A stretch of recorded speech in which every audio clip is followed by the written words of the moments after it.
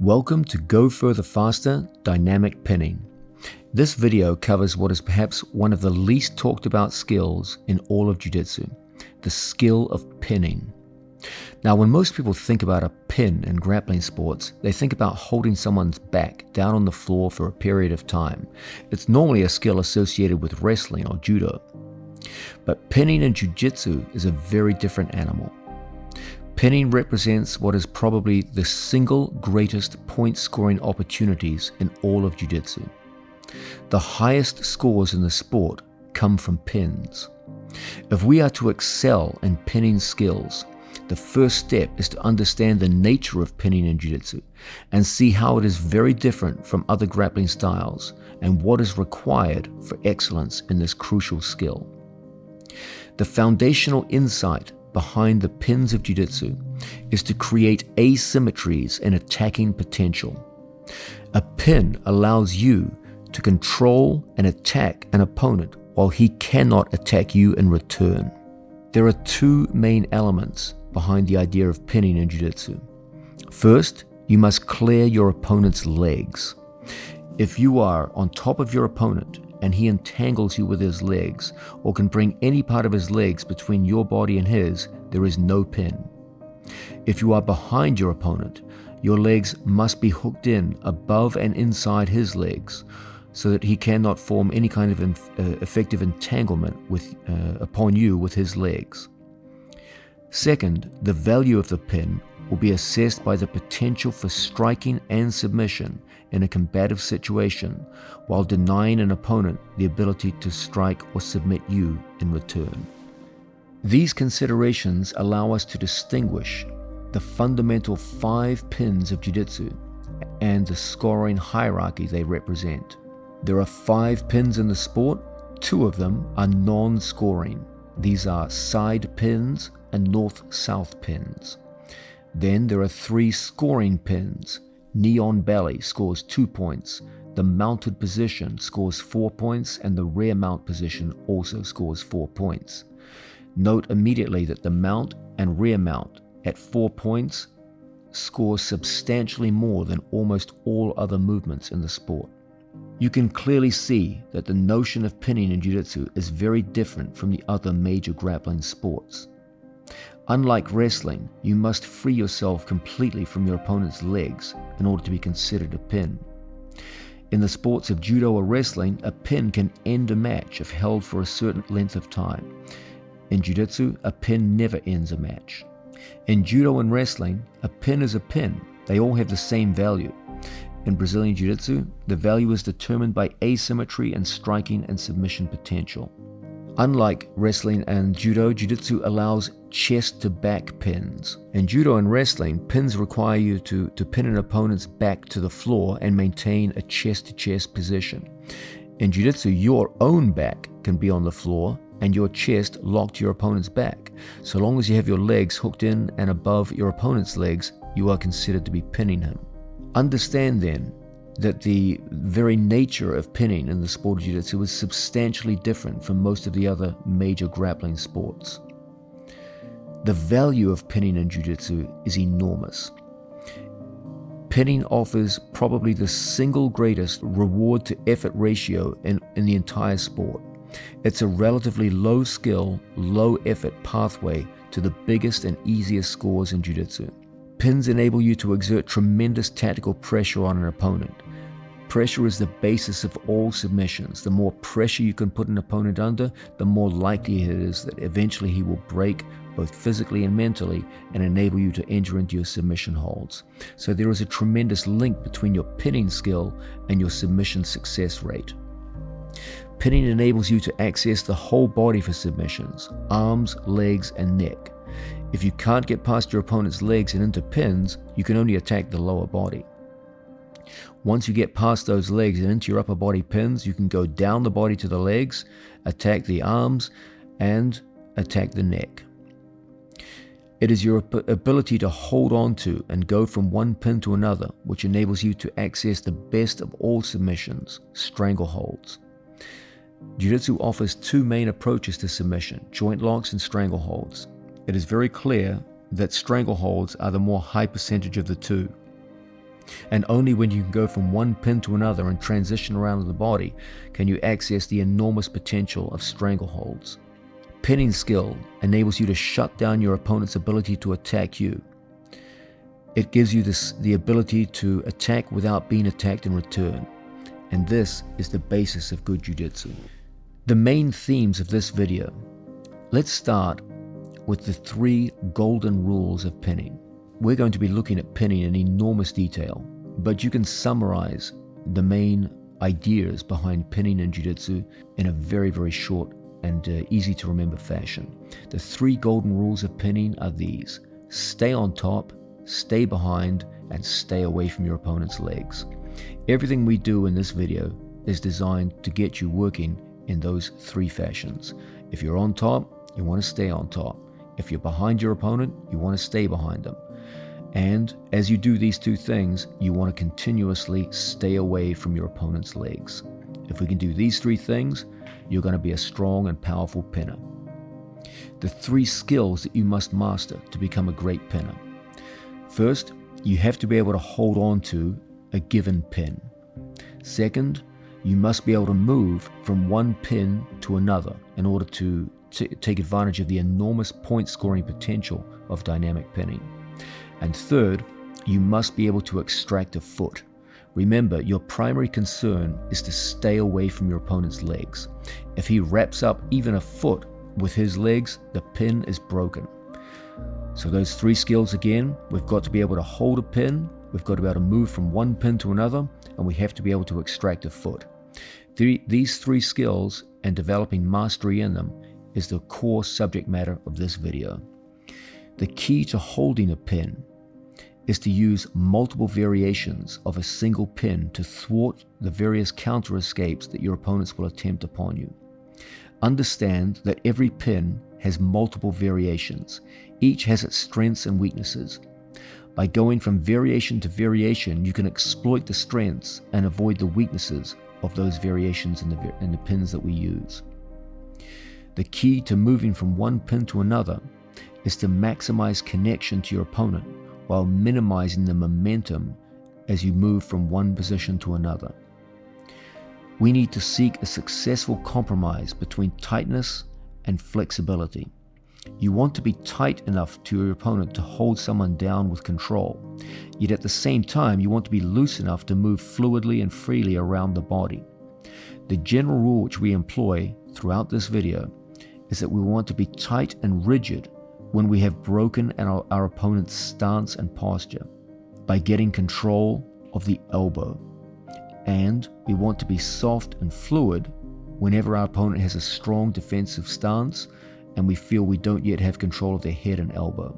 The key to the 3rd skill of extracting a foot is to understand the notion of minimizing loss when pinning. Whenever a pin has been broken, we want to give up as little of the pin as possible. And using the same techniques that were shown in the half guard passing video, we will extract a trapped foot and recover a lost pin. These are the subjects of this video. If you follow the details, you will become a devastating pinner, and this will open a whole new world of scoring potential in the sport. Not only will you become a better scorer and run up scores that you never dreamed possible, but you'll also be a better submission artist. As you put your opponent under more and more tactical pressure from pins, so too your submission rates will increase.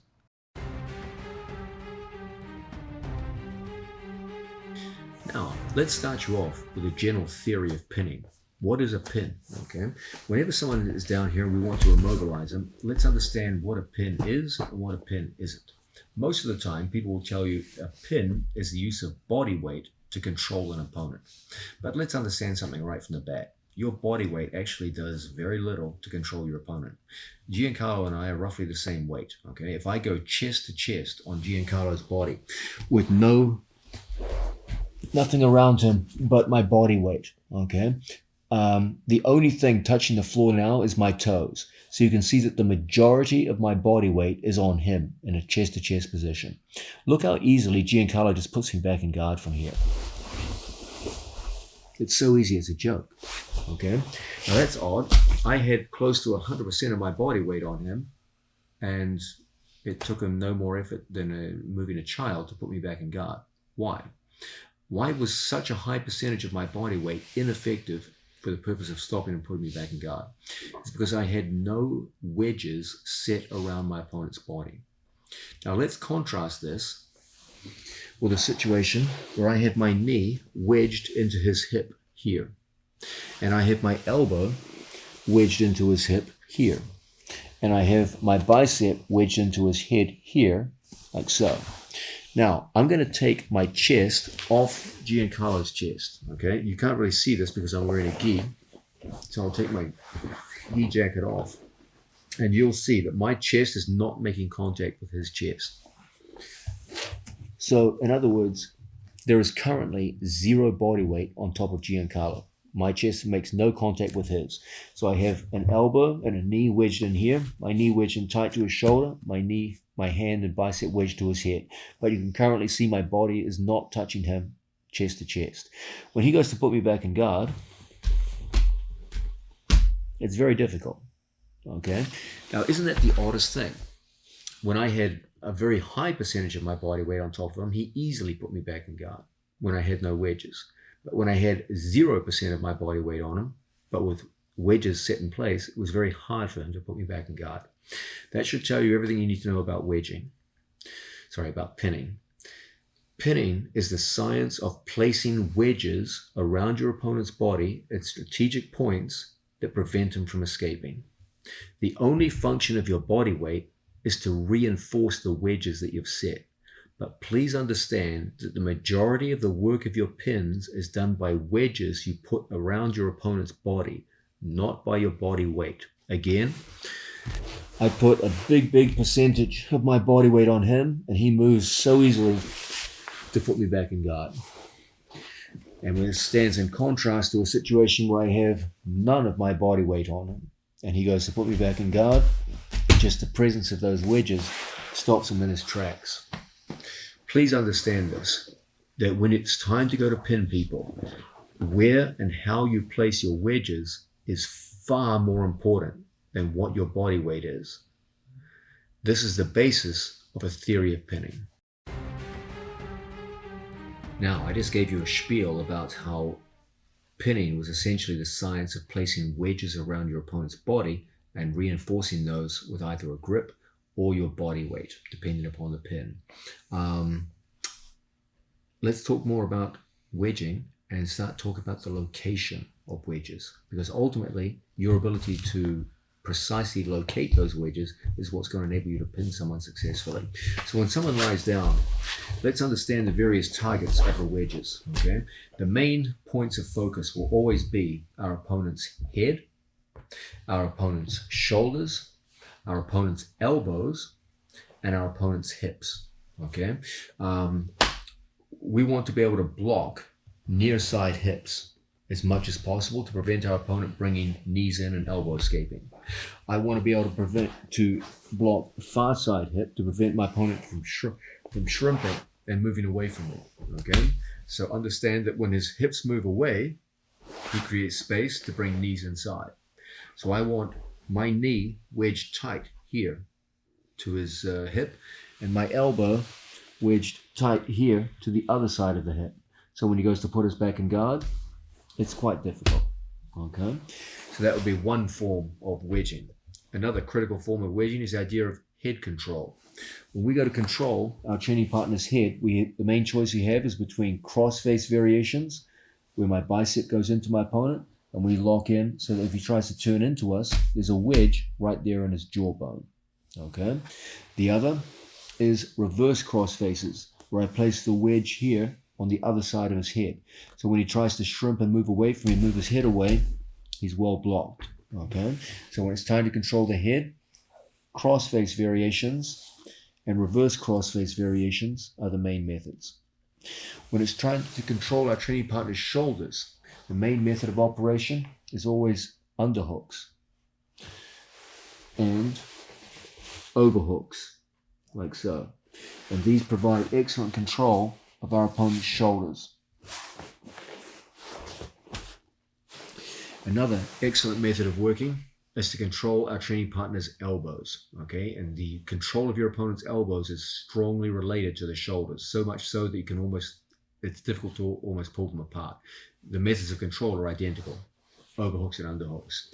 Anytime I can take my opponent's elbow out and away from his body and up towards the shoulder line, that's money in the bank. When it's time to pin people, the hardest people to pin are people who do a good job of keeping their elbows close to their body.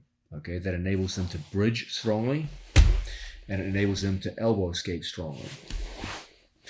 What we're always looking to do is to get their elbows out and away up towards the shoulder line and even beyond.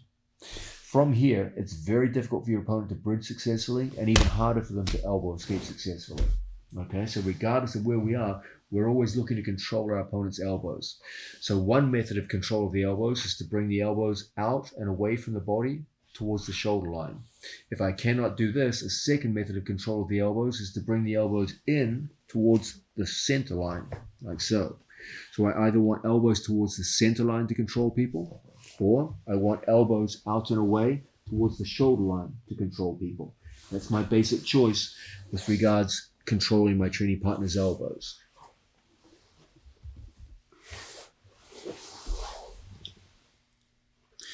When we go to control our opponent, that placement of your wedges around your opponent's body will always focus on the hips, the head, the shoulders, and the elbows. Okay? Please understand this. Placing wedges in any other position is of limited value. When it's time to place those wedges, I will give you the insights required to know when to block one side of the hip versus another side, one elbow rather than another, when to bring an elbow towards the center line, when to bring it towards the shoulder. But your first step is to understand the basic idea of where do we place our wedges. And you're going to find it's always the same places: around the hips, around the head, underneath the shoulders or around the shoulders, and at the elbows. So when it's time to hold a strong man down, look how we work at the hips, or at the head, or at the shoulders, or at the elbows. Every wedge you use will be a variation of one of those various points of the human body: hips, head, elbows, and shoulders. Now, if wedging is the foundation of pinning, another classic foundation is that of base of support. If I have an opponent down in a position where I can go in to pin him, a natural question for you to be asking is, where should my base of support be? And understand there are variations in this. Okay? As a general rule, the wider my base of support, the less effective my wedging will be. And the tighter my wedges are, the narrower my base of support will be. And so ultimately it's up to you to find a satisfactory compromise between the width of your base and the tightness of your wedges. So for example, if I'm mounted on my training partner and I take my knees and wedge them very tightly to his body, so there's no space whatsoever between us, that means that if my opponent should go into a quick and sudden bridge, I have very narrow base of support and I fall very, very easily. On the other hand, if I widen my base so that the wedges are much further from my opponent's body, when he goes to bridge me, it's a lot more difficult, but now it's very easy for him to elbow escape inside and start to escape by a different route. Okay. Similarly with the upper body grips, when I'm across my training partner's side, I could, for example, have a wide base with my hands by taking a cross face with one and a hand out wide on the mat with the other. But this would make it relatively easy for my opponent to pommel into an underhook and then start to turn up into me and causing problems. This stands in contrast with a very tight top, head, and arm grip with my training partner, where I take the wedges and lock them in tight to his body and start driving into the man. That means that when he goes to pommel in for that underhook, it's almost impossible. But it makes it quite easy for my opponent to turn and push and come up into a propping escape, which takes me over very, very easily. So you can see what's happening here. The tighter I set my wedges, the narrower my base becomes. And the more expansive my wedges become, the wider my base of support, but the easier for my opponent to get inside my wedges and put me back in guard. Learning to find a satisfactory compromise between tight, compressed wedges versus base of support is a big part of your success with pinning. You have to be able to flow from one to the other. When it's time to be wide, get those arms out wide. When it's time to narrow and create very strong wedging around your opponent, then do so. But what you can't do is just have a one-size-fits-all approach where you just go wide and stay wide or narrow and stay narrow. That's when it's easy for your opponent to find a way around your pins. Now, let's go into what is probably the single biggest theme of this entire video, the one that I want you paying most attention to. It could be said in a single sentence, this critical idea that's so important for your progress. There is no such thing as a perfect pin, but there is perfect pinning. Now that sounds like a paradox. What the hell does that mean? Every pin has its strengths and weaknesses. Okay, let's look, for example, at the most popular form of side control pin, where I'm square to my opponent with the so-called top head and arm grip. I have the head and one arm locked up like so. Okay, I'm just going to demonstrate this from the direction. This has one great virtue associated with it, and that is stability. If my opponent goes to bridge, I feel very stable because my chest is square to the floor. However, it has an obvious weakness. There is a gap between my hip, which can be exploited by my opponent's knee. So that if my opponent brings his knee inside my hip, he can easily put me back in guard and we've lost the pin. Okay? So that's the weakness of this method of pinning. It presents an open space for my opponent to get inside position and defeat my pin. Let's convert the surface again. Now, I can cover that. If that's the weakness of the pin, I can cover that by switching to another pin. In this case, a forward sit-out. Okay? So Placido exploits the weakness of my pin. So I turn my hips away from my opponent and I sit out. Now, when he tries to bring the knee in, no way. My hip is on the floor. There's no way to get inside position. My hips are inside my training partner's hips. The new weakness of this new pin, the forward sit-out, it has tremendous strength in this direction because my feet are pointing that direction. Placido tries to pull me in that direction, I won't move. But it has no base backwards over my shoulder. So if Placido sits up, I can be taken backwards. So that's its weakness. So when I see Placido trying to exploit that weakness, my foot comes through, I lift the head, and we return back to the initial pin. Okay. Now the weakness of this pin, as we saw earlier, is that my opponent can gain inside position. But what if I took my second arm over the top, locked up his elbow, and then put my hand here inside his hip? Then I could hit a sit-out in the opposite direction, a reverse sit-out. Now when he tries to bring his knee in, my knee blocks his hip. Now, we already saw that these pins are very strong in the direction that the feet are pointing. If Placido tried to push me down his body, it's impossible.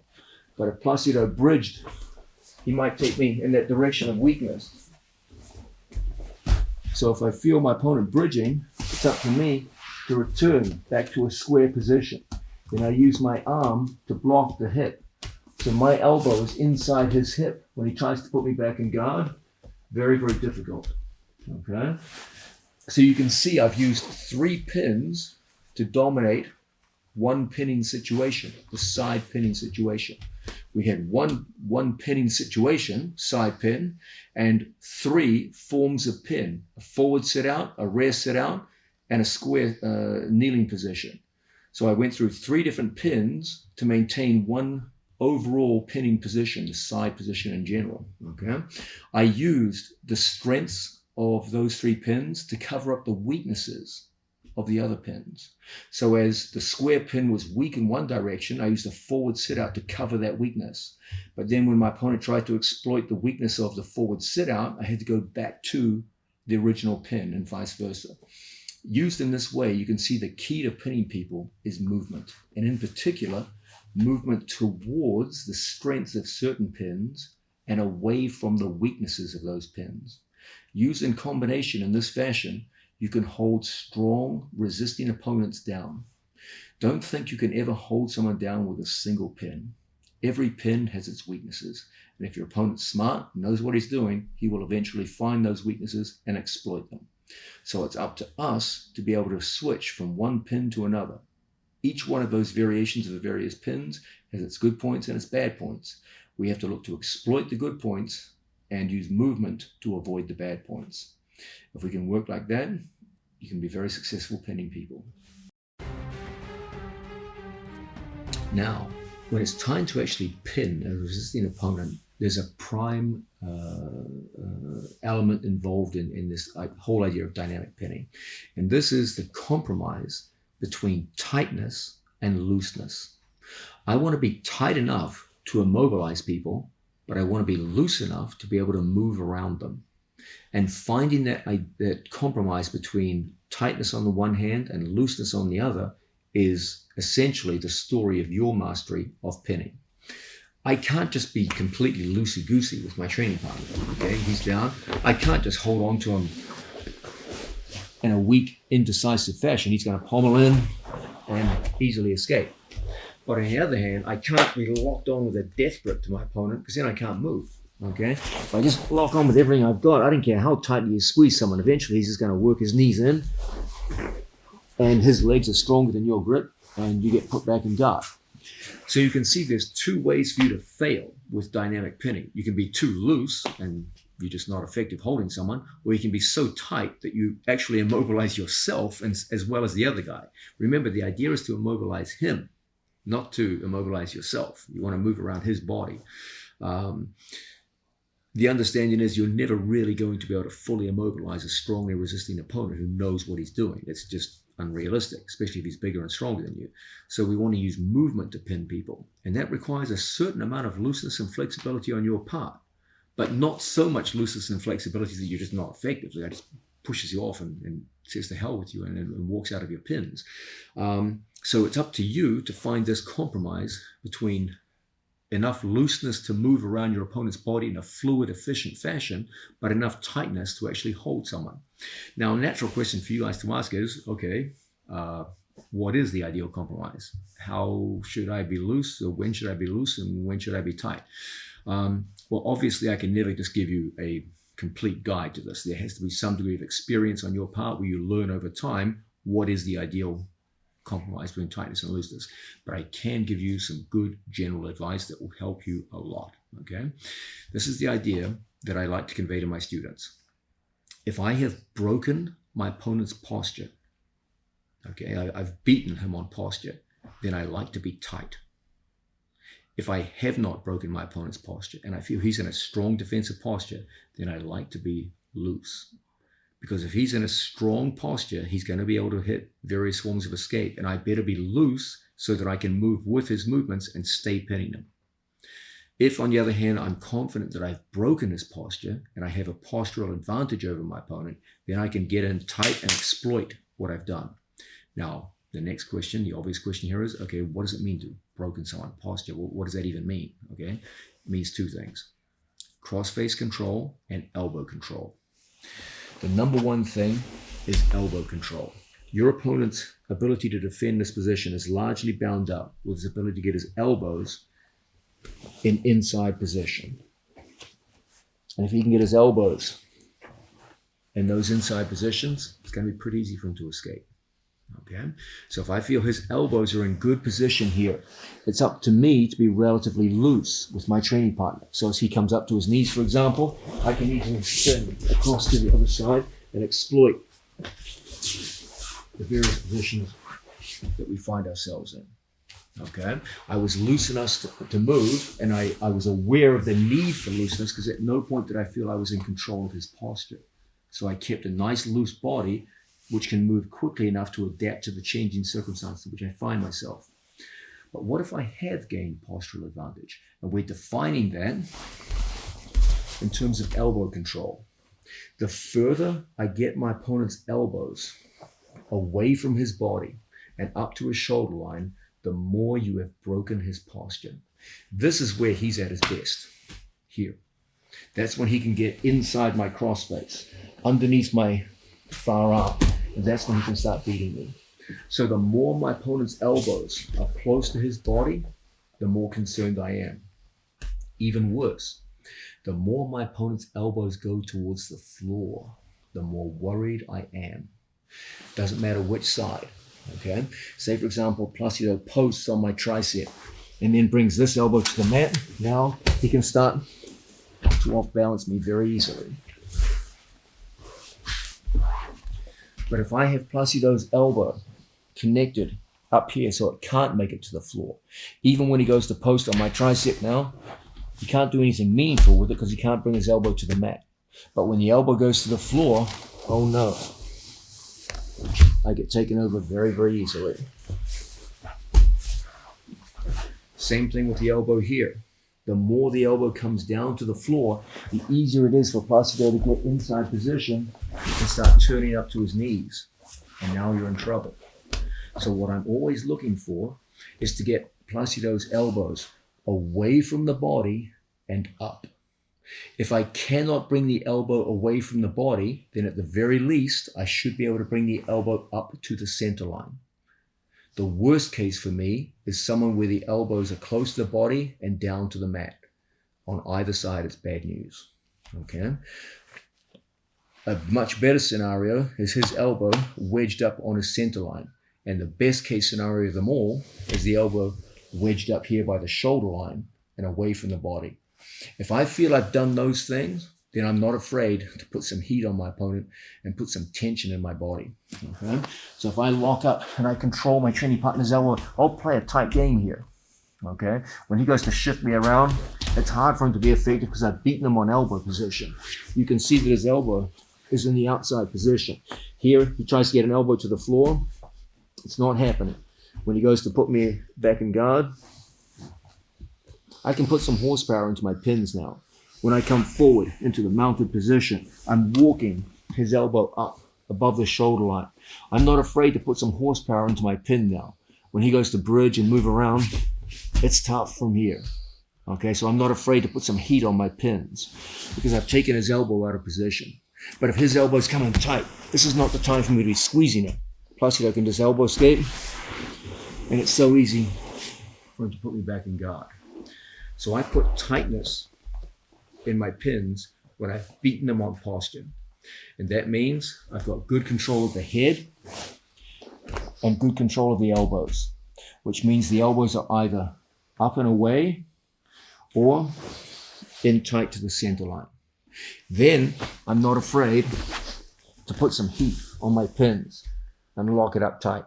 Plus, it goes to put me back in guard. It's not easy. But if Placido gets good posture on me and starts to get those elbows in winning position, then it's up to me to be loose and play a movement-based game in order to be effective. Okay? So I can't give you a complete answer as to when should you be tight and when should you be loose. But I can give you that general word of advice. When you beat his posture and get his elbows away and up to the center line, or across to the center line and away from the floor, then you can tighten things up. Play a tight, controlling game. When you feel he's got the beat on you with elbows where they should be, close to the floor and close to his torso, then it's better to play a loose game because he's probably going to be moving defensively successfully very soon. So you have to be able to move around his body and follow where he goes. That's my general rule of thumb for when you should be tight and when you should be loose. Now, let's talk about the 3 golden rules of dynamic pinning. I'm going to give you a vast amount of information in this video. And there's probably times you're thinking, how the hell am I ever going to remember that when I got some 250-pound monster sitting on my chest, or I'm trying to control a 250-pound monster from top position? How am I going to remember all these details you're giving me? Well, all the details of this video, no matter how many there are, no matter how complicated they can seem, all come down to 3 little things. The 3 golden rules of pinning are very simple to understand, and they give direction to all the details that I offer you in this video. Stay on top, stay behind your opponent, and stay away from your opponent's legs. You can do those 3 things, you're going to be a good dynamic pinner. Whenever we've got someone here, I can never accept being taken from top position to bottom position. Okay, so if I'm side control and my opponent posts on my elbow and rolls on through, that's just a disaster. Okay, I went completely from a great controlling position to being pinned. I'm mounted on someone. He traps an arm, takes me over. That's a disaster. Okay, I went from top position to bottom position. So our first responsibility is always to stay on top of our opponent. I don't care what's going on. That's always priority number one. Okay. With regards to the second one, stay behind your opponent. If I'm behind someone, like so, I always want to stay behind my opponent's elbows, like so. His whole thing here is always going to be to turn and face us and get his elbows between he and I. That's always his route to escape. So I always want to make sure that I stay behind an opponent under these circumstances. Okay? Once I've gotten behind someone, whether it's just with upper body control or if it's with a combination of upper body and lower body, our whole thing is to stay here. Okay? And the third great criteria, I have to stay away from my opponent's legs. So if I'm pinning someone and I get sloppy with leg position and he catches my foot, once the foot is captured, the pin is broken. There is no more pin. Now I have to free my leg in order to recover my pin. Okay? So those are your three responsibilities. Stay on top, stay behind your opponent if you are behind him, and stay away from the legs. If I'm behind my opponent, here, if he captures a leg, it means nothing. Okay? So chest to back pins are a little different. Him capturing a foot here has no meaning, no value. Okay? But if he should start to escape and turn and face me, like, if he captures a foot now, because we're facing each other, that has value, and the pin is now broken. It's over. There is no pin now. He's captured my foot because he is facing me with his chest, and he has captured my foot. If we are chest to back, and he captures my foot, this has no value. This does not break the pin. But if he first comes out, turns to face me, and captures a foot, the pin is broken now. Okay? So whenever we go to move with our opponent, these simple rules, these three golden rules, are your basic guide to action. Stay on top, stay behind your opponent, and stay away from his legs. So let's put this in a quick little motion now. We're pinning someone. When I see someone trying to bring me over, by bridging, keep our body locked in place. When I come across into the mounted position, I hook in on my training partner's foot. So when he goes to explosively bridge us over, from here, we're able to keep that top position. He goes to turn his body, and from here we stay behind our man. Find our hooks in place, focus on his staying behind. If we feel he's starting to turn and face us, then from here, we want to come back up into top position. The main thing is we stay away from his legs. He goes to capture my foot. If he gets my foot, my whole thing here is to slide that foot out and stay away from his legs. I can move around his body as much as I want. I can go up, knee on belly. It's all good as long as I stay away from his legs. Okay? I can move back into a mounted position and constantly focus on staying away from my training partner's legs. If he captures a foot, our whole thing under these circumstances is always to free the foot and go back into the various pins that we favor. If he goes to bridge me over, the onus is on me to get the inside position with my foot as he tries to come up. Because I have inside position, I can always return him back to your mat. And come over, he bridges. And from here, I use inside foot position to ensure that we stay on top. Never surrendering that top position. Moving around that training partner. Driving in. Staying behind the man. He goes to turn them towards us. We feel there's a danger now of him capturing our foot. It's important from here that we be able to recover. Free the foot and go back in. He goes to explosively bridge. The onus is on us to always stay away from our training partner's legs. And so in this way, you can see I move around my training partner's body, obeying always that simple threefold structure. Stay on top, stay behind your opponent when you're behind, and stay away from his legs. That's your primary focus in all of dynamic pinning. Okay, one of the great goals of this video is to turn you into a master of pins in the sport of jiu-jitsu.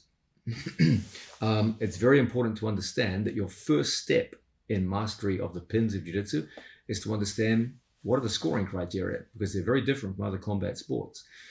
If you don't know what the criteria are, it's very hard for you to actually use the pins for what they're for, to maximize your point scoring potential that puts your opponent under tactical pressure that opens up submission holds.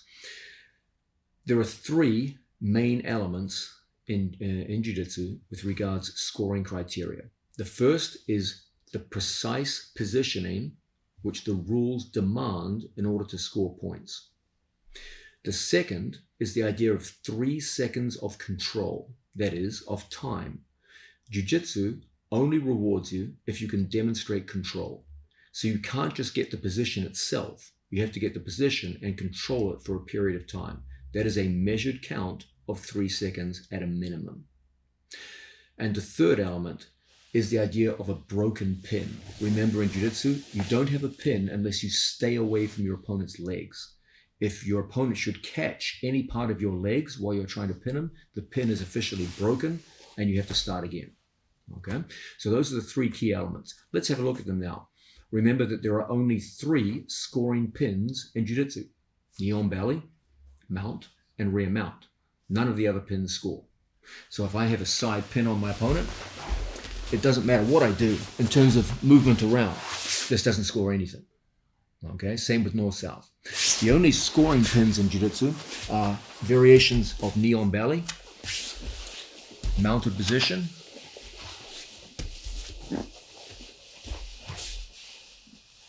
and rear mounted position. Those are the 3 scoring pins. So it's important that those 3 scoring pins, we understand what's required for a score. If you lie down, Placido, facing the other way. In the case of knee on belly, the scoring criteria is simple.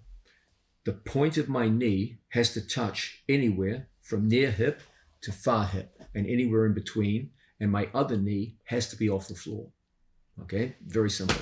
So with regards upper body, there is no criteria. It's only a lower body criteria. My hands can be in different places. Belt, floor, means nothing. What is the scoring criteria is the position of this knee, which has to be anywhere from the hip on the near side to the hip on the far side, or anywhere in between. And my second knee has to be off the floor. If my second knee is on the mat, that is not knee on belly, and it's not a scoring position.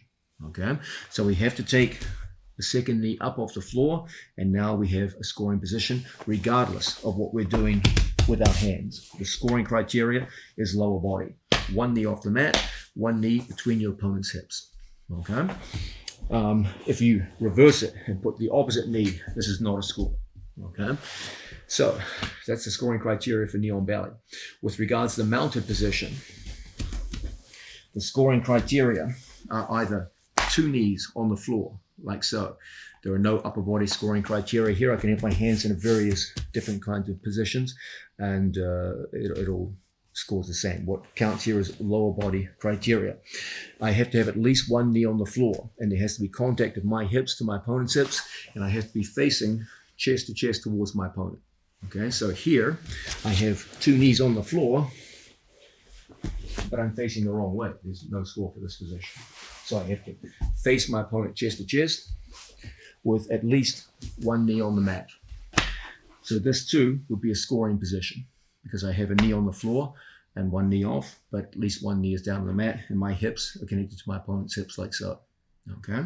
Now, things get more complicated when your opponent starts slipping an arm through like so. This is still a score because my opponent has only one arm underneath my leg like so, but the other arm is not. But if my opponent took both of his arms and dug it, this is not the mounted position, and this will not score. Okay, you have failed to satisfy the basic scoring criteria that your two knees, at least one of them, should be underneath your opponent's arms. So this is acceptable because at least you have one knee underneath his arm. But this is unacceptable because both of his elbows are now underneath your legs. This is not a controlling position. You would have to move away from here and adjust your position. So basic scoring criteria for the mount is, again, a lower body criteria. Okay, the hands can be in any one of different positions. It's irrelevant. Doesn't count towards the score. It's all about my lower body, and it's about my two knees or one knee being on the floor, and my hips have to be in contact with my opponent. Okay, so here I have a knee on each side of my opponent's body, but I do not have contact with my opponent, so this would not be a mounted position. This would not be a mounted position because I don't have feet on the mat on both sides of the body. Okay, it's a good position, but it's not a scoring position. Okay, it wouldn't be until my foot slaps out. Now you've got 2 feet on the mat, 2 knees on the mat on each side of the body, and you're good. If you should slip an arm underneath my leg, you're still good. This is still a good mounted position. If he slips the other arm under, now you're no longer underneath your opponent's 2 arms, and you're not satisfying scoring criteria anymore. Okay. Now, with regards to the rear mounted position, again, the criteria is lower body. You can have your arms in any one of different positions. That's irrelevant. What is relevant is your foot position. From here, my 2 feet must be roughly symmetrical and inside my opponent's hips. So my legs are on top of his legs and hooked from the inside in a roughly symmetrical position. Small variations are allowable so long as your feet stay inside. That's fine. Okay. But what you can't have is situations where 2 feet, one of them is outside of your opponent's hips. This is not a scoring position. This is not a scoring position. You have to be able to hold here for at least 3 seconds of control, and then you can make adjustments to other positions as you see fit. You've already scored. Okay? But there must be 3 seconds of control with your 2 feet symmetrically or roughly symmetrically inside your opponent's legs. Any other foot position does not score. Only when this is held for 3 seconds do we get a score. And again, upper body grip is irrelevant. Okay? If your opponent should scoop under a leg on one side and you have the feet in, that's fine. One leg is acceptable. But if your opponent should put 2 underneath, this is unacceptable. And this will not be a scoring position. As long as you stay here, 2 feet symmetrical, and only one arm underneath one leg, this too allows you to score. Okay? Provided the feet are in the inside position. So those are the scoring criteria. You can see that your upper body positioning is irrelevant to the scoring criteria. It's your lower body in all 3 pins that actually score: knee on belly, mount, and rear mount. You can see that there's some small intricacies of body positioning, and if they're not satisfied, you will not score. So your first requirement is to understand the small, precise elements of what actually constitutes a score, as we've outlined them in that example. Now, the next big thing you have to understand is time. Okay, here's a little quiz for you. I've got an opponent down in front of me, and from here I hit a nice little guard pass. Okay, I cut through, I go into my opponent, I come up knee on belly, I go through, knee on belly on the other side, I come down into the mounted position, he turns, I take his back, taking his back, hooks go in. From here he turns and faces me again. And from here I come forward back into the mounted position. I come across, knee on belly again. Then he takes my foot, traps it, and puts me back in guard. Okay? A question for you. How many points did I just score? There was a lot of action, right? The mounted position on one occasion, rear mounted position at one point, a couple of knee on bellies in there. There was a guard pass. How many points did I score? The answer is 0. because none of those positions were held for 3 seconds of control. I went through a blizzard of movements. I passed his guard, I got mounted, I got multiple knee on bellies, I got the rear mount, and I didn't score a dime because none of those positions were held for 3 seconds of control. Understand something. Jiu-jitsu rewards control. Movement is rewarded provided it's done with some form of bodily control, and the measure of control is time. To be precise, 3 seconds at a minimum. Okay? So when we go into a position of advantage, it's important from here we get used to the idea of slowing things down and measuring control. As he goes to put me back in guard, I got to fight for 1, 2, 3. Okay, the referee points out the points, and we've got the points. When we come across into the mounted position, when we drive across our training partner, we have to hold 3 seconds of control. 1, 2, 3. We come up, knee on belly. 1, 2, 3. Back to the mounted position and holding in for time. Okay? If we don't satisfy the time requirement of 3 seconds, you don't satisfy the scoring criteria. It's as simple as that. So my recommendation for you is that when you go into these positions, slow it down. Don't be in a rush. You don't get rewarded for movement around your opponent's body. You get rewarded for movement around your opponent that exhibits control. And the measure of control is time. At a minimum, 3 seconds. So take it down a level. Get to your position and hold it. Learn to have a little patience. Hold it for 3 seconds. Look for the referee if it's a competitive situation. Score your points and then move on. Okay? Don't be in such a rush. Jiu-jitsu doesn't reward rushes. It rewards control. Now, we've seen the idea that precise body positioning is the first prerequisite scoring criteria, and that control over time, in particular 3 seconds, is the second criteria. The third criteria is the notion of a broken pin. Okay, what is a broken pin? Well, we know now that the basis of pinning in jiu-jitsu is that you pass your opponent's legs.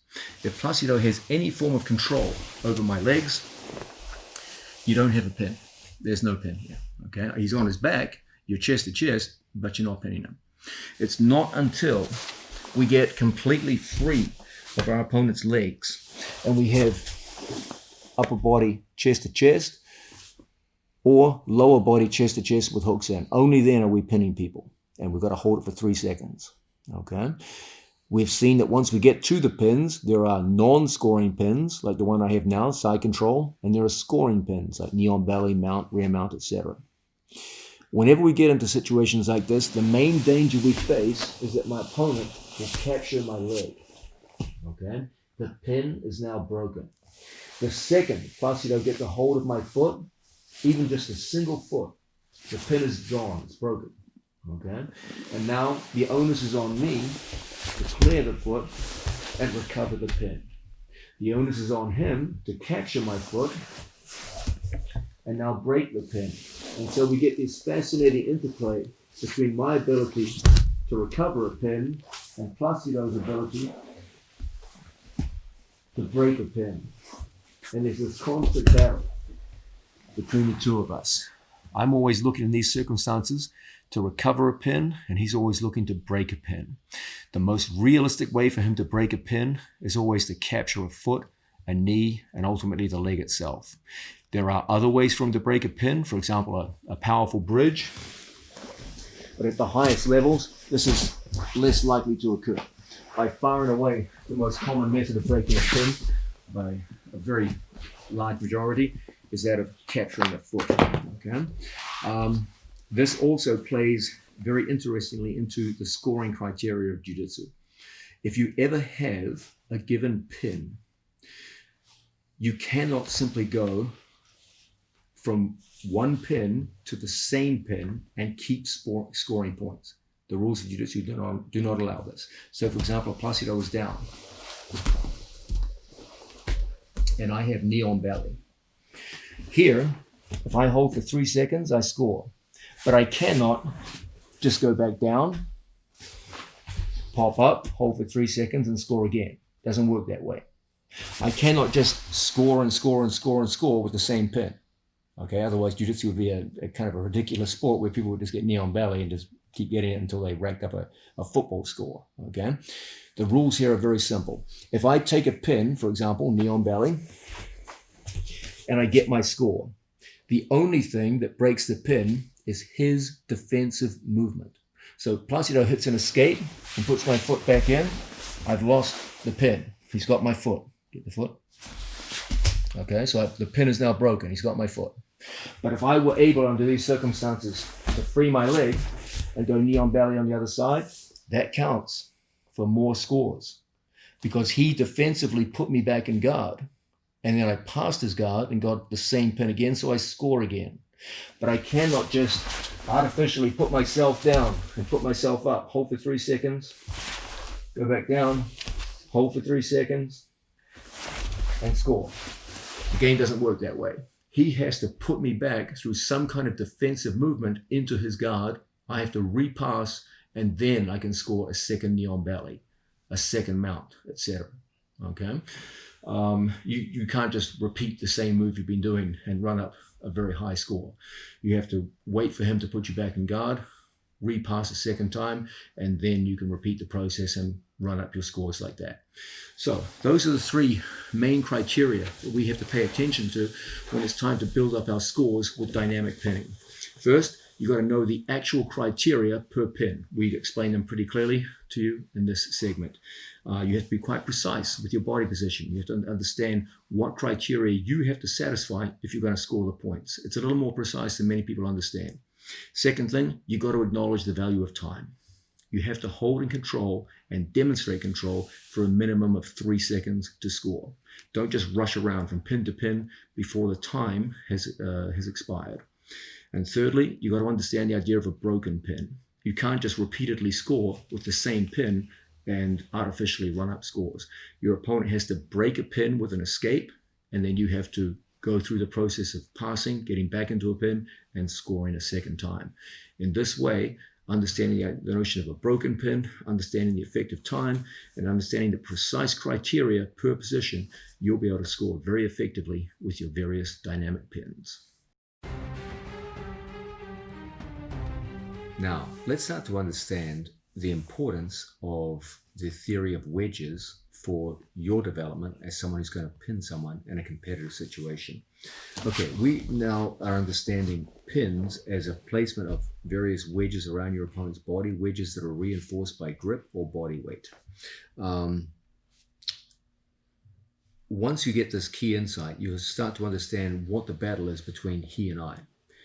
It's my desire to put the wedges as tight around my opponent's body as possible. The only way my opponent can escape is to get inside my wedges. So for example, if I have a crossface on my opponent, my shoulder is inside Giancarlo's shoulder. My left shoulder is inside his right shoulder.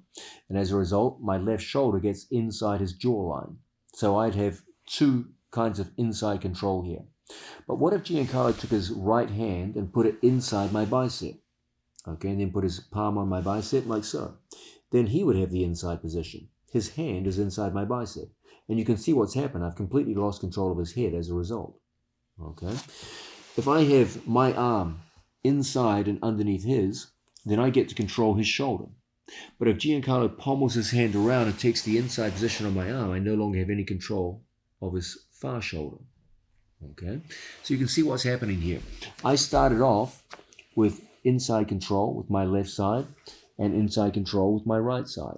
But as Giancarlo steals the inside position here and here, now I have no ability to put wedges around my opponent, so he moves easily underneath me and starts going into his escapes. Okay, so too with the lower body. Here, my knee is inside my opponent's hip. My hip is inside his knee. So I have a good wedge here like so. If my elbow wedges the other side, when he goes to move his hips around, it's quite difficult. But if Giancarlo had a strong bridge in this direction here, he moves my wedge on the far hip. Go back. Here, my wedge is set on the floor. But when he bridges, the wedge comes off the floor. So when he moves, I lose that wedge on that side. Now look as Giancarlo's right knee comes between us. He steals the inside position. So when I try to re-wedge, it has no effect. And from here, he easily puts us back in guard and escapes. Okay, so you can see what's happening here. The pinner is always trying to set strong wedges around the hips, elbows, shoulders, and head. And the person being pinned is always looking to get inside those wedges so that they can start to move inside the wedges that have been set to control them. And as he gains inside position, he gains a greater and greater ability to move inside my wedges and ultimately to escape.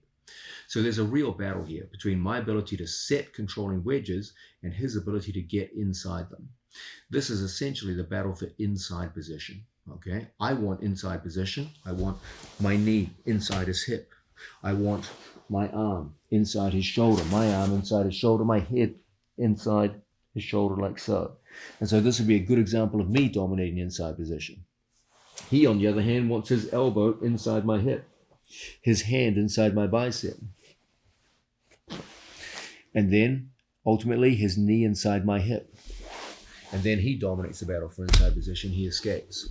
So really, the battle lines can be drawn very, very clearly for both him and for me. I want to set my wedges as tightly as possible around his hips, elbows, shoulder, and head, and he wants to constantly frustrate me by getting his elbows, hands, head, etc. inside my wedges. And that's the whole battle of pinning. Once you see that, everything else becomes self-explanatory. Let's understand that one of the biggest weapons in this battle are these, your opponent's elbows. Okay, if he can get his elbows close to his body, it's very, very hard for me to win the battle for inside position. Probably the second biggest element in the battle are these, your opponent's knees. If he can get knees and elbows together, I will never get inside position on my opponent. I'll always be an easy person to escape from. So always what we're looking to do is to get his elbows out and away from his body, and the space between his elbows and his knees as far apart as possible. That's always the goal of the person pinning. The person being pinned always has the goal of bringing those two together and starting to move into his escapes. That's the basic battle for inside position. So always our gambit as the person pinning is to get those damn elbows out from inside position. Okay, so some common sense tricks for this. As my opponent goes to push me with those annoying elbows, we're always looking to hold an elbow, lift it, and put his elbow outside of our hip. Okay, this outside elbow position is a winning position for me and a losing position for Giancarlo. If I can get the elbow outside of the hip, that is a big, big deal. When he goes to elbow escape now, it's almost impossible. He will not be able to elbow escape until he recovers elbow position and then gets back to work. Okay, so always what I'm looking to do is to turn his elbow and put his elbow outside of my hip as much as possible. I can do this like so.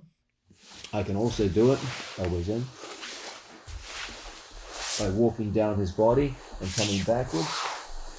We'll be looking at a bunch of ways, but they all result in the same finishing position. His elbow outside my hip. Okay. If I'm in the mounted position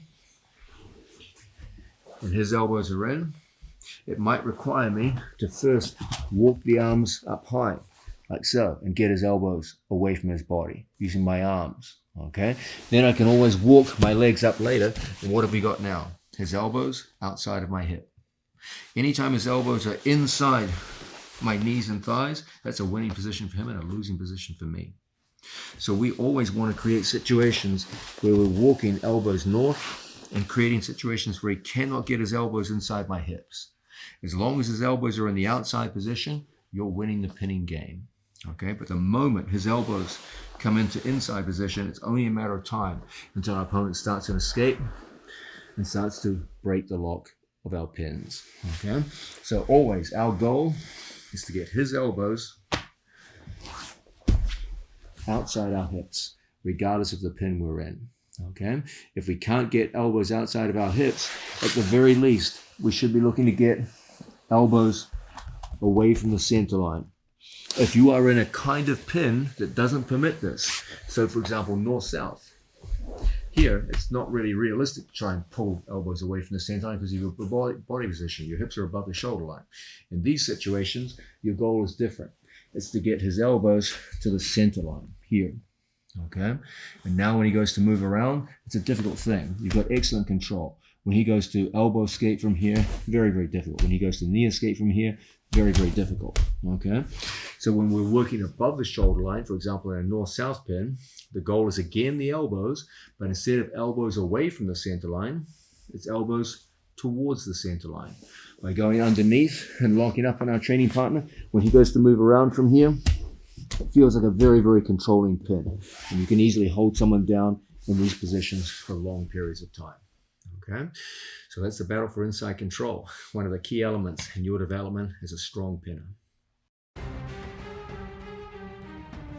Now, let's go into a theoretical spiel about the notion of pinning in the sport of jiu-jitsu, the mechanical elements behind it. The theory involved here is very important for your practice later on. Ultimately, I want you to be strong in theory so you can get better at practice. Now, if we've got an opponent down and we're interested in pinning them, we know the basic ideas tactically behind pinning jiu-jitsu. You got to get away from your opponent's legs. There's no pin until you've passed your opponent's legs. And from here, we have to hold them down and demonstrate control for a certain period of time, usually around 3 seconds. Then we have to be able to move around our opponent's body from pin to pin to actually get into the scoring pins of jiu-jitsu, as opposed to the non-scoring pins. Your best ally in working in this fashion is to have a strong theoretical understanding of how you mechanically pin someone in the sport. One of the great themes of this video is that the basis of pinning is the theory of wedges. Okay? A wedge is a mechanical apparatus designed to either immobilize or to split something. So, for example, a knife is a form of a wedge where you cut through a material and the very thin wedge of a knife separates the material that you're cutting through. The other great purpose of wedges is to immobilize. So, for example, a doorstop is a classic example of this. You have a door swinging in the breeze. You take a simple door stopper, you put it underneath the door, and lo and behold, the door is immobilized. Your body can be made into a set of wedges around your opponent's body. And just as a simple doorstop can hold a door in place, your body, in particular your arms and your legs, can be used to set up wedges around your opponent's body and stop him from moving the same way you can stop a door from moving.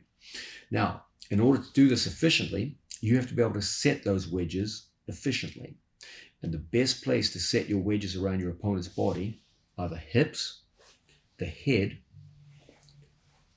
and the elbows. Okay? I'm going to say that again because it's very important.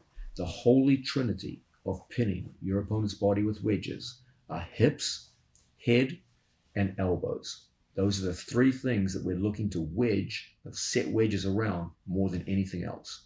And if we can do a good job of that, you can take very big, very strong people and hold them down reliably. Now, what does it mean to put in a wedge on someone? What does that even mean? Well, we can use our elbows and our knees to wedge our opponent's body very, very successfully.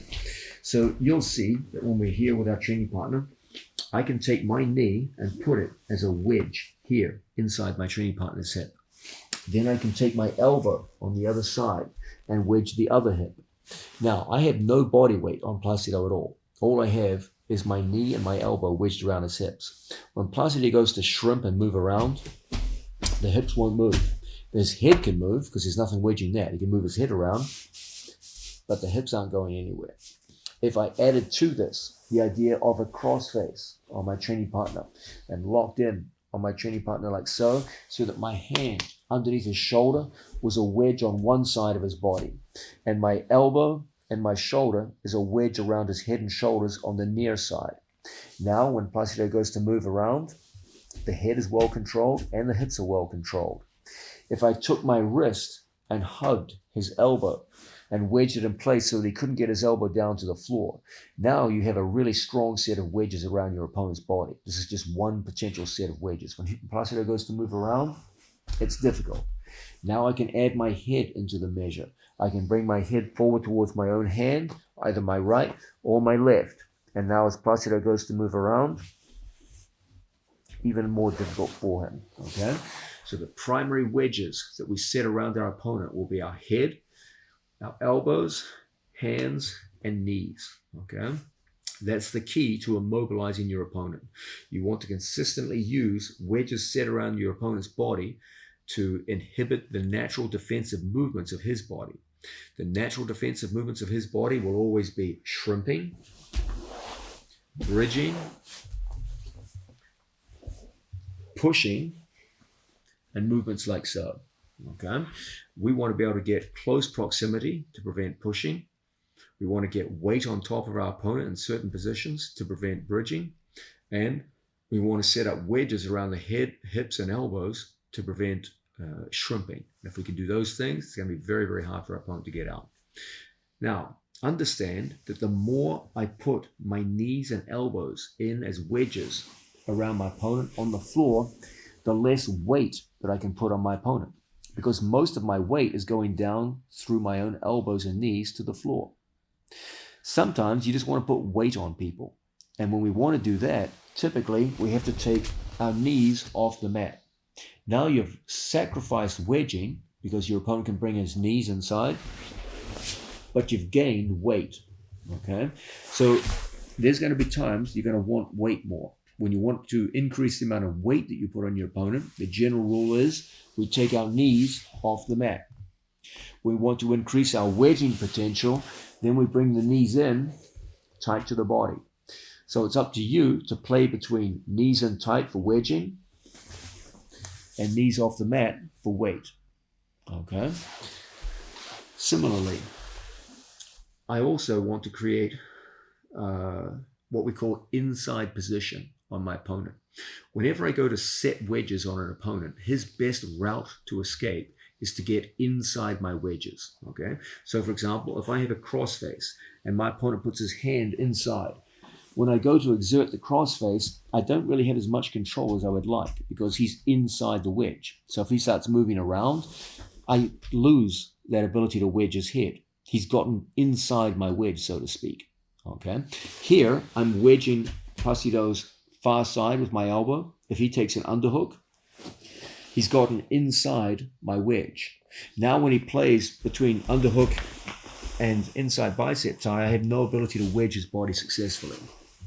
If I put my knee here inside my training partner's hip and Placido intelligently brings his knee between us and pushes away, you can clearly see he's gotten inside my wedges and I no longer control his body.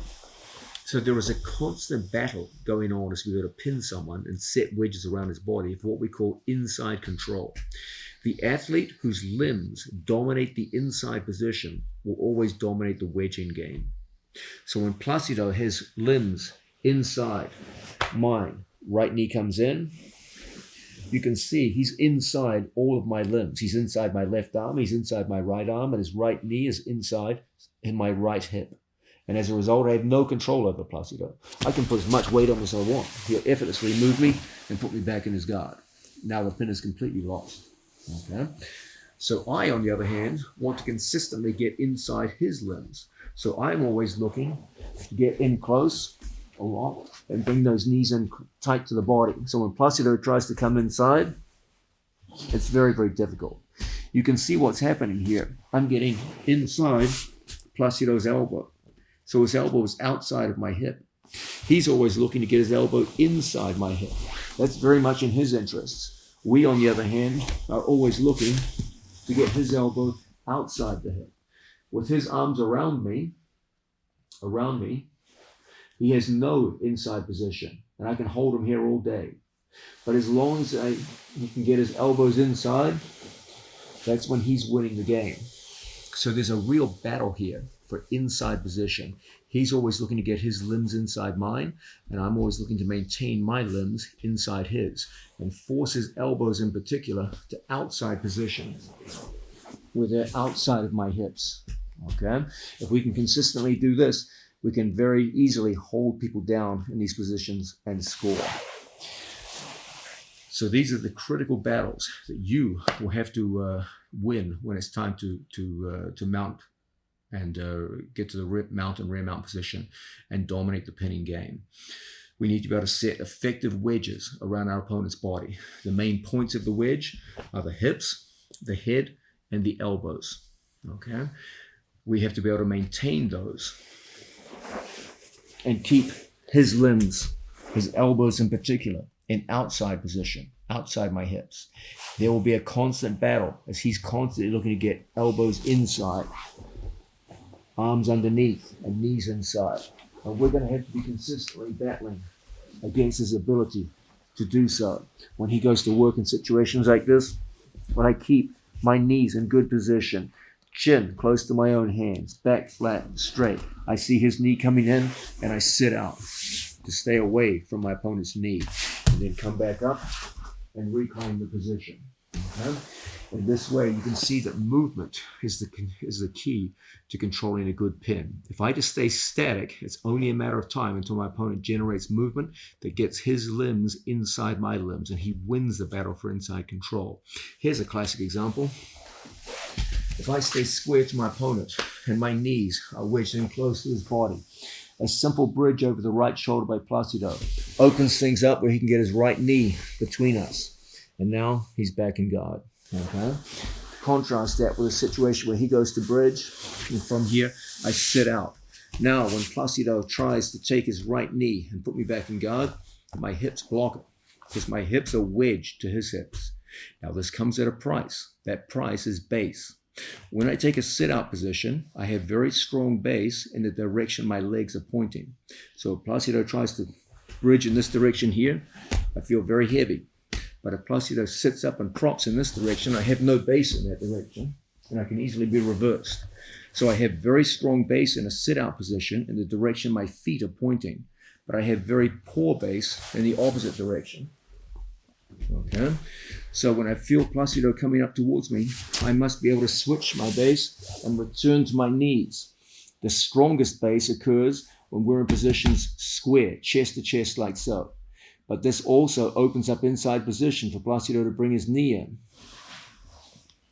Okay, that's undesirable. Take the knee out. So when I feel Placido bringing the knee in, I might sit through for a short period of time.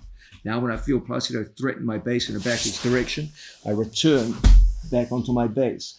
Placido threatens to bring the knee in, and I sit out and come back. And you can see what I'm doing here. I'm changing within side control from pin to pin based on his movements to maintain my base, maintain my wedges, and maintain my inside position. If I can do those things, I can pin someone for a long period of time. But if I just try to remain static and just hold them and try to make myself into an immovable object, you're dooming yourself to failure. There are no immovable objects in jiu-jitsu. Okay, I don't care how big and strong you are. You have a talented opponent on bottom. His bridges will be strong enough to create space and bring the legs in. He gets inside your wedges and you've lost the position. What's going to hold you in position is not making yourself immobile. It's making yourself more mobile. That's so important, I'm going to say it again. In jiu-jitsu, there are no immovable objects. Your opponent's capacity to bridge and shrimp is generally stronger than your ability to just hold someone in place. You're not going to hold someone down by making yourself immobile. You're going to hold them down by making yourself more mobile, by moving around the body from wedge to wedge, from one sit-out position back to a square position, by pommeling back to inside position as he tries to get inside position on you. Movement will preserve your pins, not immobilization. You must understand this. This is probably the single most important theme of this video, and the one, if you learn nothing else from this video, you must learn that. Okay? So once again, we've got a bunch of considerations here. First, the power of wedges. Just as a set of wedges will hold a door in place even in a hurricane, so too my elbows, knees, and head can hold even a very strong opponent down. So if we lock up in here and I bring my chin in close to my hands, my knees in close, and I dominate the inside position, I'm inside and underneath his far arm. I'm inside and underneath the near side. My shoulder is inside his jaw. From here, my knee is inside his hip. He goes to put me back in guard, and it's awfully difficult. He goes into a strong bridging motion to dislodge me. If I just stay here, inevitably he'll get his right knee inside and put me back in guard. So when I feel that danger, I sit out Now, when he tries to bring his right knee in, my hips block him. There's a strong wedge. My hips inside his hips. Now, when he tries to sit up and disturb my base, I have to come back up to my knees and return. So movement is preserving me. He goes to put me back in guard. I sit out and hold the man down. He tries to sit up on me. We come back up and lock in place. From here, he tries to put me back in guard with his leg.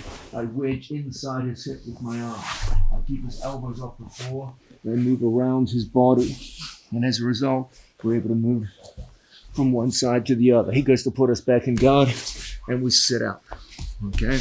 My hips blocking his hips. He goes to put us back. I come back up, reset, and look how we can move across our training partner's body from one side across to the other. Blocking and holding. Wedges set in place, good head position, locking into our opponent and forming a very strong and tight pin. So we're modifying our base of support, sometimes in a sit-up position, sometimes square on our knees, keeping our limbs inside our opponent's limbs, forming effective wedges around our opponent's body. If you can do these things, you can pin the biggest, strongest guys in front of you. Now, the major theme of this video is that your success as a pinner in the sport of jiu-jitsu is built around the idea of dynamic movement, either within a given pin or from one pin to another. But don't let this fool you from the fact that there is a place for static pinning in the sport of jiu-jitsu. I'm sure you've all had situations where you've just passed someone's guard, it was a long, hard fight, and you're physically tired and fatigued. And you're worried that having just done all that hard work of passing your opponent's guard, as you go to pin him, the guy could put you back in guard. And then you got to start all over again. There's always going to be times there's value in just sticking your opponent to the mat and don't let him move.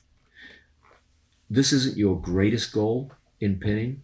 As I said earlier, the ultimate goal of this video is to push you towards a dynamic approach to pinning where you're moving around your opponent's body. Nonetheless, you should be able to just stick someone to the mat for a period of time so they just can't move, and you can get your breath back, recompose yourself, and then get back onto the business of dynamic pinning. So, whenever we just go to hold someone down in these situations, a natural question to ask is, what's the best way for me just to completely immobilize this guy so I can hold him down, get my breath back, and recompose myself? Here's one excellent method, which I greatly favor. One of the themes of this video is when we go to pin people, we want to be able to control both sides of the body. Okay, if I have both of my arms on one side of Giancarlo's body, there's nothing to stop him just rotating away from me, and then from here rolling, putting me back in guard or what have you. Okay, so holding just one side of the body isn't going to cut it. Okay. Conversely, if I just have two arms here on this side of the body, there's nothing to stop Giancarlo bringing his legs between us and just putting me back in guard. Okay, so the problem was that only one side of the body was being controlled. Now, here's something interesting. If we go across our opponent's side and we have a cross face, I can replace my right hand, which is blocking the far side of his body, with my training partner's lapel. Okay, so that his lapel does the job that my right hand would normally do in situations where we work like so.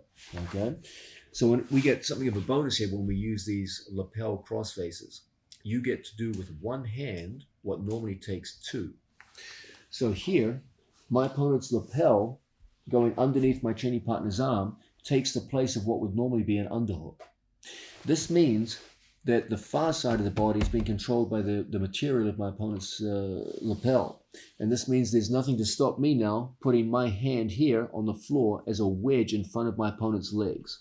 Then I can bring my ear to my training partner's hip like so and set my body against them. When he goes to elbow escape and put me back in guard, it's almost impossible. My hand here is blocking his elbow escape. When he goes to turn away from me, my head position makes it very, very difficult. When he goes to bridge, my hip position here on the shoulder makes it very difficult. So this creates an enormously strong pin at minimal cost and minimal energy expenditure to you, where you can shut down the major forms of escape from this position, which are elbow escapes, turning escapes, the opponent gets up into you onto their knees, and bridging based escapes. So one of my first things which I recommend to my students, if you're ever in a situation where you're fatigued and need to slow the game down from a side pin and just hold someone down for a period of time, is to go through and work with the lapel crossface, where we lock in just like so, just as we did from half guard. And then from here, that shuts down my opponent's ability to move at the head and shoulders. Then from here, our second hand comes in and wedges here at the floor, and my head wedges at the far hip. When he goes to move around and put me back in guard, it's an enormously difficult thing, okay? Now, as good as that is as a static pin, we can make it even better by making further use of our opponent's lapel on the far side of the body. Very often from here, we're going to get opportunities to go through as my opponent goes to bridge and reach underneath our opponent's body and get to the far side of the lapel and lock it in here with two hands. Now when my opponent's body returns to the mat and he goes to move around, you're holding with the strength of two hands on your opponent's body. When he tries to put you back in guard, your shoulder is completely locked into his hip. When he goes to move away from you, it's almost impossible. He's locked in place. And this creates an enormously strong connection to your opponent's body through his jacket. I often make use of this method of pinning just to slow someone down right after a guard pass when you're physically tired and you just want to spend 30, 40 seconds getting your breath back. The key element is this idea that this lapel crossface enables us to do the work of an underhook with one hand. So what would normally take me two hands to hold my opponent, we go through and lock.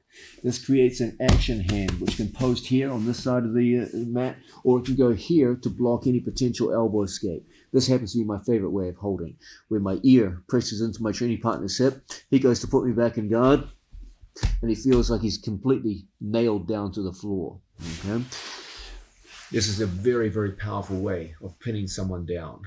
A static pin that will enable you to recompose yourself after a time of hard physical effort and you just want to get your breath back, just hold this guy down for a period of time. Another method of pinning, also based around our opponent's jacket, also very useful if you just go the other way, is this. Your opponent's belt connects through the area around your opponent's hips. If you go to control that belt, you can really stick someone to the mat with authority. This is an excellent method of pinning whenever we can't get here, the cross face, and we work over the top like so. From positions like so, we're going to go over the top of our training partner's arm in a reverse cross face, and we're going to access our training partner's belt, putting the thumb inside and four fingers around. This creates a very, very strong connection to our opponent's shoulder, which is held in place by our opponent's belt. Then we take our hand through and we put our hand down on the floor as a kind of a loose underhook. Then from this position, I bring my knee tight to our training partner's hip as a wedge here. I often put this foot here out the base. Okay, so we have an elbow off the floor and we're locked into our training partner's belt, just like so. I don't want to put this foot up. Now Giancarlo can grab my foot with his legs and break the pin. So this knee here stays down. If I want to put a foot up, it'll be this one. When Giancarlo goes to put me back in guard,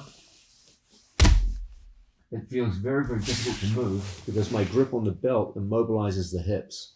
When he goes to get up to his base, it's a difficult thing. He has to turn into me to get up to his knees. Also very difficult. This is another fantastically strong static pin that we can use after a guard pass just to hold someone down and bolt them down to the mat. I'm particularly fond of this method of pinning because it works well with what we'll look at later in terms of dynamic pinning. That's transitions to another pin.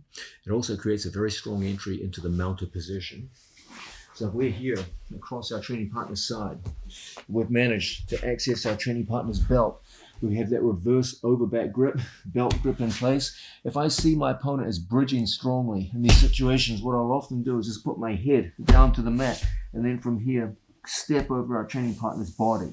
And now we make a transition into the mounted position here with that same belt grip. When my opponent goes to move from here, an elbow escape, the connection to the belt makes it almost impossible for the man to get away from us. You can lock in here on the arm and use your head as a base of support. He goes to elbow escape. It's enormously difficult. Or you can just keep your hand out like so and further the pin.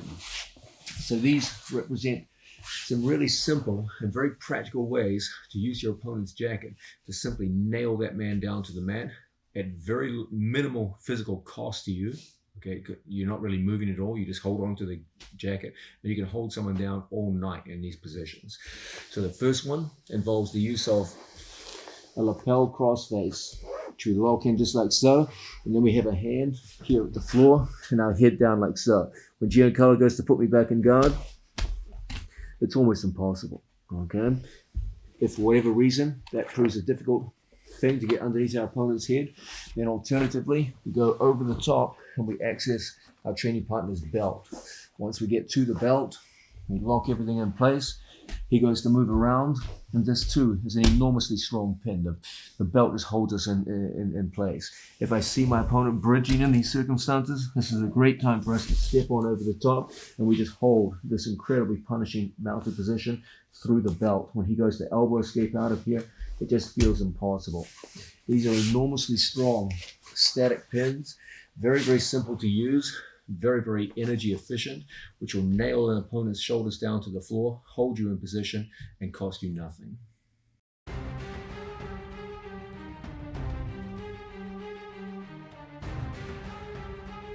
Now, when it's time for you to hold a pin on a tough opponent, one of the biggest things that's going to make it possible for you to do so is the simple insight, knowing what kinds of lines of resistance you can expect. What is the bottom guy going to do to me? If you know what he's trying to do to escape, it's much easier to shut down what he's doing. Let's understand that there are 4 main forms of resistance that we face whenever we're pinning someone and they're trying to get out. Whenever someone's in a bottom position, probably the most naive form of resistance is simple pushing. Okay. Now, when I say naive, we're generally discouraged from pushing from bottom position in the sport of jiu-jitsu. Okay, so if you go into a beginner's class and you see someone start in the mounted position, you'll typically see beginners try to push their way out of the mounted position, and they're always told this is a terrible mistake and doesn't work and gets you arm locked, etc., etc. You've heard it all 1,000 times. Same thing when we're across someone's side. Okay, from here, someone goes to push me from this position, we're generally cautioned from pushing. Pushing creates extended arms, and extended arms can be easily attacked and broken, etc., etc. So as a general rule, students are discouraged from pushing. But let's understand something. Pushing can be done in quite intelligent ways. If you push in the right places in the right directions at the right time, it can be a pretty useful way of initiating escapes and getting out. And secondly, not all pushes are equal. If you get pushed by a 300-pound man, technically it's not the right thing to do, but it works because he's 300 pounds, okay? So let's understand, yes, this is the most naive form of resistance, but it's still a form of resistance you have to know how to deal with, okay? So if we're in the mounted position, and I feel someone just pushing on me, what I want to avoid is pushing back into him, okay? When I push back into him, then he just turns to a given side, and that's when you fall and you lose the position, okay? As a general rule, we want to move with or around pushing forces, okay? We're told that it's naive for the person on bottom to push us, and it's true. To a degree, it is kind of naive. But we can't be naive in how we respond to it. And the naive way to respond to a push is to push back. Okay, so if he pushes hard on me and I push back into him, that's when any turn on his part off balances me, and you both end up looking naive. Okay, so when we feel someone pushing, what we want to do is rise away from the push. I never want to push back into a push. So if we start off down here and I feel someone push, I want to rise with the push. And then I want to deflect the push. If I stay square to my opponent and push back and he turns, that's when we fall, okay? You don't want to give him an ideal pushing surface. Remember, a push requires a surface to push upon. If I present a square chest to my opponent, big drums, if I present a square chest to my opponent, I'm giving him the ideal pushing platform. As he pushes, I feel it. As I push back, a simple turn on his part, and I crash and fall. So what we want in these situations is to first dissipate the strength of the push by rising with it. He pushes, we go with it. Then I want to dissipate it by turning my body. And as a result, we swim through and end up in a position where it's hard for him to resume the push. Okay? Please understand the nature of pushing in the human body. The straighter my opponent's arms, the greater the weight he can bear and push. The more bent his arms, the lower the weight that he can successfully push from here. So if I present a pushing surface here, it's easy for my opponent to push me. He does a good hard push and he moves me easily. But if I'm chest to chest with my opponent and he goes to push me from here, it's considerably more difficult. I'm sure you're all familiar with that idea that when you're on a bench press and the bar is on your chest, it feels awfully heavy. But by the time you move it to the extended arm, it feels relatively light, and you can hold a heavy weight out here that you could never lift from your chest. Okay? So too when you're defending the mounted position. As he goes to push me from the chest to chest position, it requires an extraordinary amount of strength on his part. Okay? But up here, anyone can push you from a position like this. So if I feel someone is so strong that they're able to push me up from this position, we go with the push. We rise to a point where the push begins to dissipate because of distance. And then from here, we swim through one, swim through two, and we go back down chest to chest. When he goes a second time into the push, he's a little more tired now. As he pushes me up a second time, we go with it. We dissipate through distance. We swim through by turning and deflecting. And then from here, we come down a third time. And now the third, fourth, and fifth time, your opponent gets more and more tired with each successive pushing episode. And the resistance goes down until you can hold the pin. Okay? So the idea is you want to dissipate force. We want to maximize the amount of force required for our opponent by starting in chest-to-chest positions, always down here. So he has to work very, very hard now to lift us up. Here we never push back, rather we go with the push until distance means that the push starts to dissipate. If I present a square chest to my opponent, his push feels very effective. But if I deflect by bringing hips forward, the hands ride up my chest. Look how easy he pushes, the hands ride up. Okay? Then from here I turn and deflect through angle. And as a result, we come back down chest to chest. Every time he repeats this cycle, he gets progressively more and more tired until there comes a point where the pushing just peters out and the pushing becomes ineffective. Okay, so that's pushing from the mounted position. What about pushing from the side position? This too can be a real problem. Okay, I'm sure you've all had that frustrating experience where you're dealing with a big strong kid from bottom side and they start hiking underneath here and lifting your hips up off the floor and you're like, oh my God, I've lost contact with the mat, and they just take you over. Okay, whenever we see we're in situations like this, as we feel our hips getting lifted here, we always want to, as he lifts and brings me up, I always want to turn my hips. Okay, and again, we're dissipating that force away. And as a result, we come back down to the floor and go back in.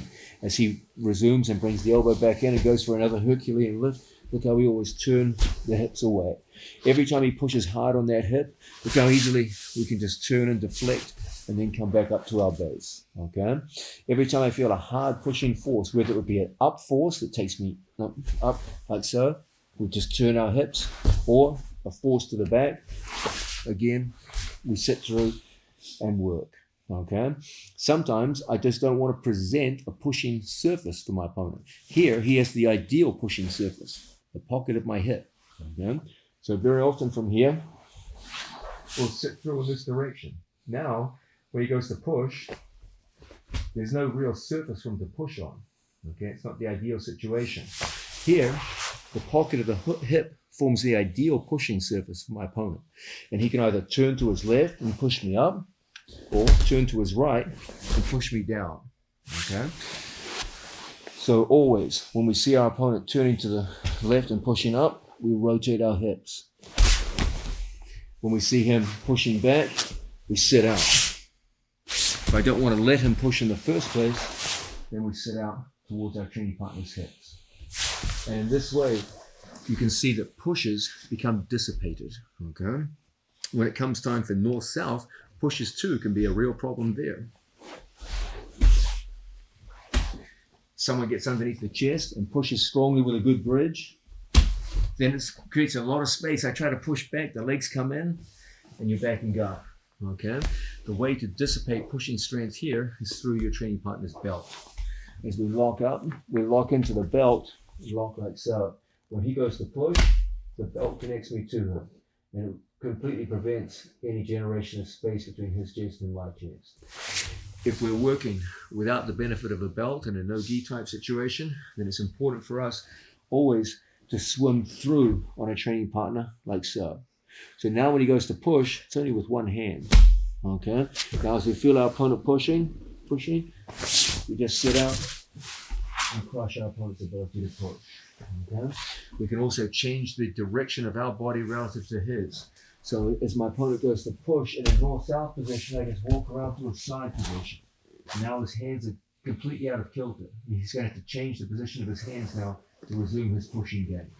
And you can see in this fashion that pushes can be taken care of quite easily just through changes in body position and this theory of dissipation, that I don't want to present a perfect pushing platform for my opponent. Rather, I want to use a combination of distance and deflection to take care of those pushing forces.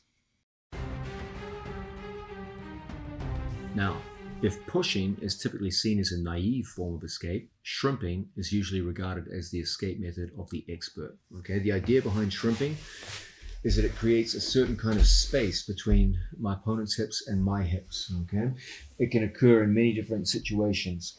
From here, as my opponent goes to shrimp away, he creates space between his hips and mine. He exploits that by bringing a knee in. Okay, the general idea is that when someone goes to shrimp, ultimately their escape will be to put you back in guard, courtesy of an elbow escape. Okay, so shrimping is one highly effective method to generate space, get our opponent onto his side, and bring his knee between us. Once one knee comes between us, it's an easy thing for him to bring the second leg in, and he's back in guard. He's effectively escaped. He's recovered his legs. There's no longer a pin. This is also true in the mounted position. From here, he has his elbows in close. Look how easily he can bring a shrimping motion to bring feet inside, bring his legs in, and now once again his legs are between me and him, and the pin has been broken as a result. Remember, there's no pin if there's legs between us. Okay, that's the death of any pin. So what should we be doing to shut down shrimping? Let's understand that shrimping has a particular kind of body movement associated with it. One is a post leg, where he posts a foot on the floor. That enables him to shoot his hip out and away. So that's the first half of shrimping. Then there's the second element of shrimping, which is extension, where the knee comes in and the head moves away. And as the head moves away, he can now plant a foot and align himself. So you see there's a bunch of highly predictable motions. The good news is they're very predictable. The bad news is they're very strong. So first is going to be a posted leg. As the leg posts, the hips move away. Then the knee moves in and the head moves away. Okay, and then finally the hips fill the space, the void, and the legs are recovered and he's escaped the pin. So those are the movements. What we need to be able to do is to shut those movements down. So when we're across someone's side, a big part of what we're looking to do is to wedge the far hip. Okay, so that when he tries to move his hips away from me, it's very, very difficult. If my opponent is so strong and pushing hard with his arms that I can't maintain that position, then it's up to me to use movement to wedge my opponent's hips. Okay, I could, for example, bring my knee right here to my training partner's tailbone. When he goes to push and take me away, now it's even harder for him to prevent that wedging around my opponent's hips like so. If my opponent successfully moves his hips away from me, then we're going to go to phase 2, where I have to shut down his ability to bring the knee inside. One of the best ways for me to do that is to go to a hip-to-hip position here, with my hip touching my opponent's hip. When he tries to bring his knees in now and exploit the space, I can use short, choppy steps to follow his hips. If I'm on my knees, I lack mobility. And as his hips move away from me, it's hard for me to follow him on my knees. But when my knees come off the mat, now I gain mobility.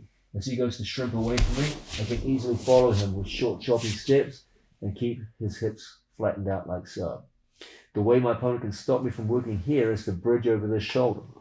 That returns me to my knees. And as a result, he can easily start bringing knees back in. and recovering his guard. Okay, so when it comes time to shut down shrimping, it's the hips which are always the first target. The second target is always our opponent's head, because shrimping really has two big movements involved. The first is the movement of the hips away, like so, and then ultimately the head moves away. So if we're in a position like so, and I bring my elbow over the top and wedge his head in place, even when the hips move out, when he goes to finish the movement, he can't finish it. He started a shrimp, but he couldn't finish it. And as a result, I can place my hand in here and block out his hips, and now we find ourselves in a very strong pin situation once again. Okay? So ultimately, every attempt to stop someone shrimping is an attempt to immobilize the hips and the head. Okay, and stop those two critical movements that make shrimping possible. Same is true from the mounted position. When we're mounted on our training partner, I stop the initial shrimping by locking up down here with tight wedges around my training partner's hips. When he goes to move around from here, my closed feet make it very difficult for him to move successfully. In addition, I can shut down the movement of his head through the use of a good crossface and my body locked in like so. When he goes to move from here, the hips and the head, they're both constrained. Very, very hard for him to move successfully. Okay? So you can see that shrimping is one of the best methods for our opponent to escape, probably the most commonly seen method. But if we can shut down the movements of the head and the hips, we can shut down the movement of shrimping that leads into elbow escapes and broken pins. Now we're looking at the main lines of resistance whenever we're pinning someone. We've identified pushing as perhaps the most naive form of resistance, but still an important one that we need to overcome. Second one is shrimping, arguably the most commonly seen line of resistance that leads into elbow escape.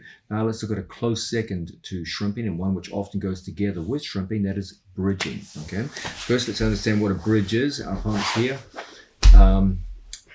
What our opponent ultimately is looking to do is to create space into which he can finish with an elbow escape, or to bridge me over entirely and get top position. In the cases where he goes to bridge entirely, he wants to come up on one shoulder, and then from here start with his chest facing the ceiling, and as he goes to complete the motion, he'll kick the hips through, rotate, and from this position end up chest down. So he starts chest up, finishes chest down. If he can bind his body to mine, then I will fall with him. Okay, so if I'm here across his side and he traps my arm in here and then he gives a good strong bridge over the shoulder, my body is bound to his, and as a result I end up being taken over. So too in the mounted position, from in here he binds my body to his, and as a result he takes me over and takes top position. Okay, now what's gone wrong here?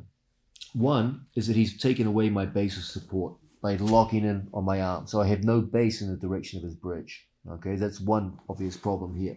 The other is that my hips are locked to his, and as his hips change in orientation from facing the ceiling to facing the floor, mine lock with him, and I fall easily. But what if I change that? What if, as my opponent went to bridge to his left, I turned my left hip down, like so, so that my hip orientation stayed flush with the floor. What he's looking to do is change my hip orientation. It's currently flush with the floor because we're both flattened out like so. But when he goes to bridge, we change together. But as I see my opponent go to bridge and I turn like so, my hip orientation stays consistent with the floor and changes with regard to him. As he goes to bring us over, it's quite difficult for him. Okay. Another key element is that in order for him to bridge successfully, his elbow has to come in and touch the floor. That's what makes it easy for him to take me over. But if I take his elbow out wide and ensure that his elbow doesn't go to the mat, when he goes to take us over, it's quite difficult for him to complete his bridge, regardless of how I do so, here or here. Another element is I want to put a base of support in the direction of his bridge. His bridge is in this direction. If I put a hand in that direction and he goes to bridge, it's enormously difficult for him to take me over. If I don't have a hand because he's trapped it, then I can substitute a head. And when he goes to bridge, again, quite difficult. Okay.